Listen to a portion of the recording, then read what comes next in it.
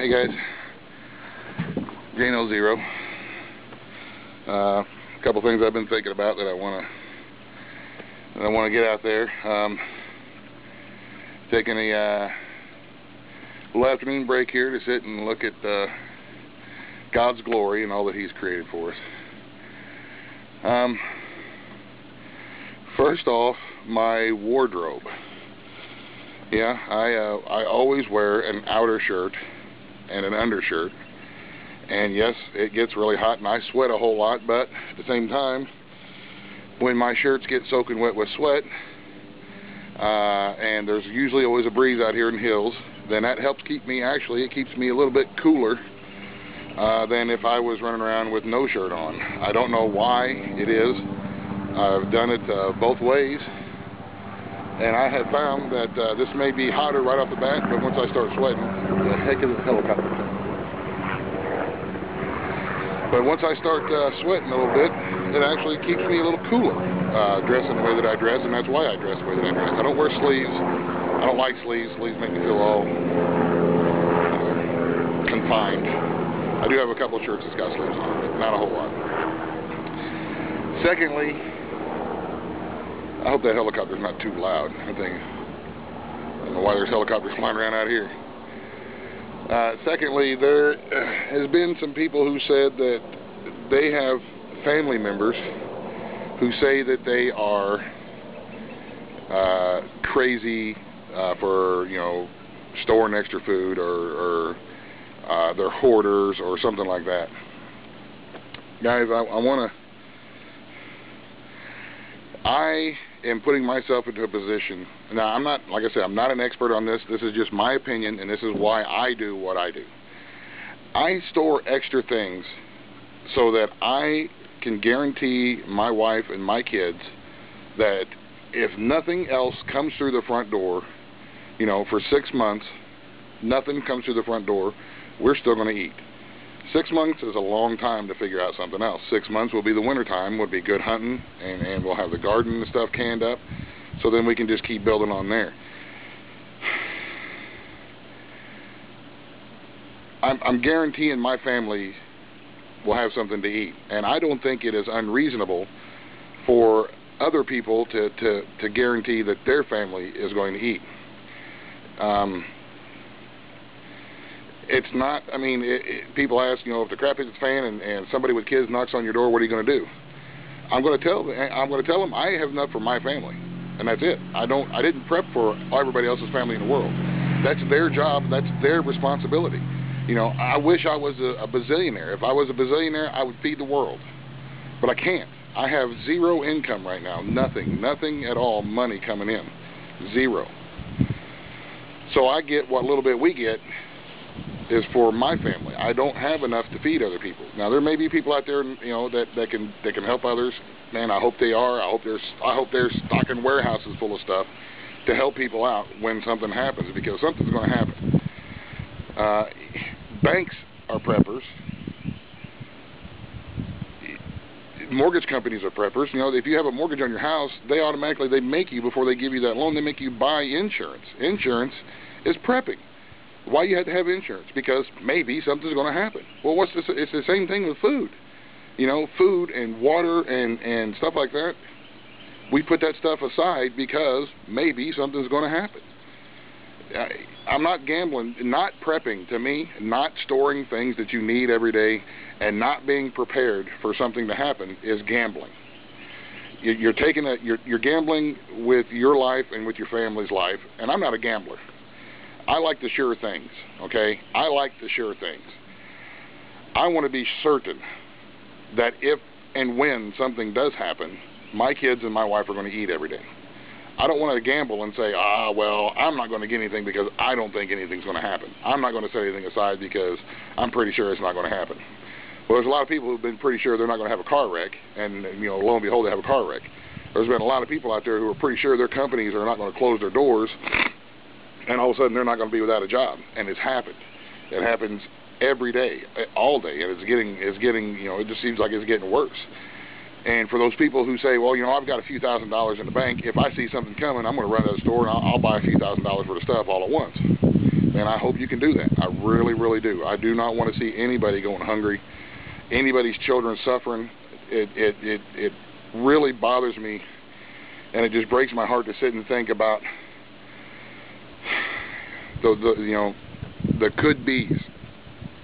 I really hope that those people can get that done, but I don't think so. I think as soon as something major happens, I think the big stores, the big chain stores, and the big corporations, I think they're going to close their doors. I think they're going to shut it down.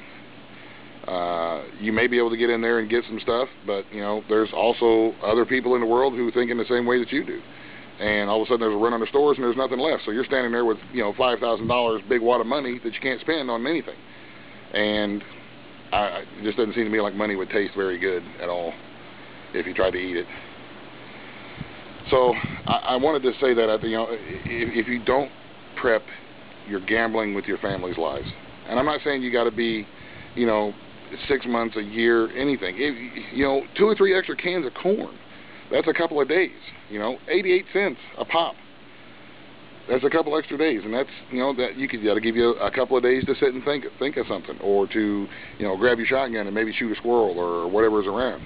If you folks in the city, and maybe that extra couple of days of stuff to where you can either bug out or maybe get out and start looking for some resources. I don't know anything about the city stuff because I'm not in that position, but I just wanted to say,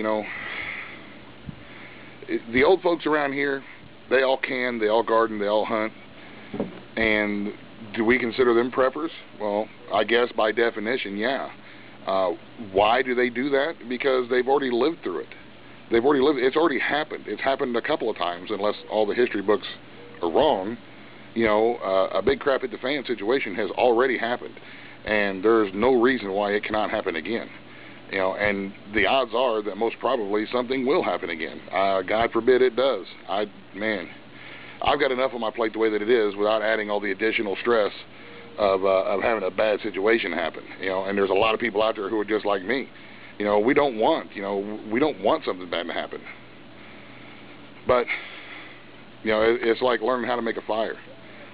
It's better to know how to do it and have practiced it a couple of times than it is to really, really need to make a fire one time, and you can't get a fire made because you don't know how, and you die from hypothermia, or you die from exposure or something like that. It's better to know how to do it and never, ever, ever, ever have to use it than it is to really, really need to know or need to have food or need a rifle or something like that just one time, and you not have it, and you suffer or your family suffers as a result.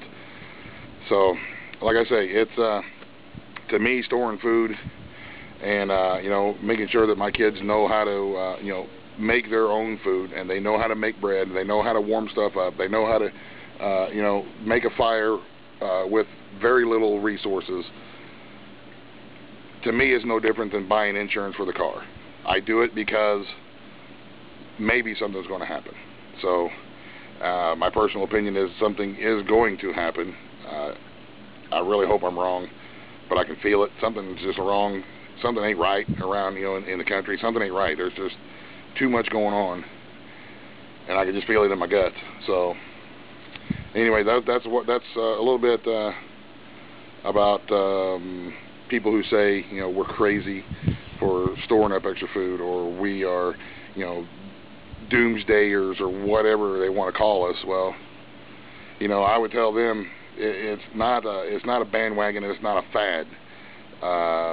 It's no different than buying insurance for one of your vehicles or something. So I really hope more people understand, and I really hope more people get into it, because it really, really upsets me to think about all the children and all the elderly folks who are going to be hungry or victimized because somebody didn't stock up enough food for them. If you don't have any food in your house, you got to leave. And once you leave and you hit those streets and you're out amongst the zombies, it's going to be bad, man. It's going to be bad. God forbid you have daughters and you're out in the street with the zombies, and they're being victimized and passed around, and you don't have any extra food, or you don't have any guns or any way to defend yourself. I mean, man, oh man, oh, that just bothers me so bad to think that stuff like that is going to happen all because somebody's like, oh, it's stupid to buy a gun, or it's stupid to stock up food. We don't need to do that. Our government's going to take care of everything. Government's going to be the problem. Watch and see. So, anyway, guys, I got to get back after it. I just wanted to throw that out there to you and give you some more of my opinion. Like I said, I'm not an expert. I'm not saying that, the stuff that I do is 100% surefire, but that's a little more of the reason why I do the things that I do around here. Why I know how to make tools and why I know how to make this and this, because I'm going to need it at some point. So anyway, guys, thanks for watching. Man alive, I really appreciate you guys watching my videos. The comments and the encouragement is what keeps me going. It really helps me get through my day, especially when I make a video, knowing that there's going to be some really good people out there who watch it and give me some good encouragement and some good feedback. And a lot of times it makes my day. Not every day I have around here is a good day, and I work really, really hard, and I try to earn your views. I don't want to just take it for granted that when I put a video out, people are going to watch it. I really want to earn the views, and I really want to be doing stuff that people are interested in and saying stuff that people are interested in. So, like I say, guys, if you have any ideas, if there's something that you want to see me make an attempt at, rather than falling down the hill, would be, please don't request that. I do that enough on my own. So, all right, guys, thank you very much for watching. The end. Buzz, the end.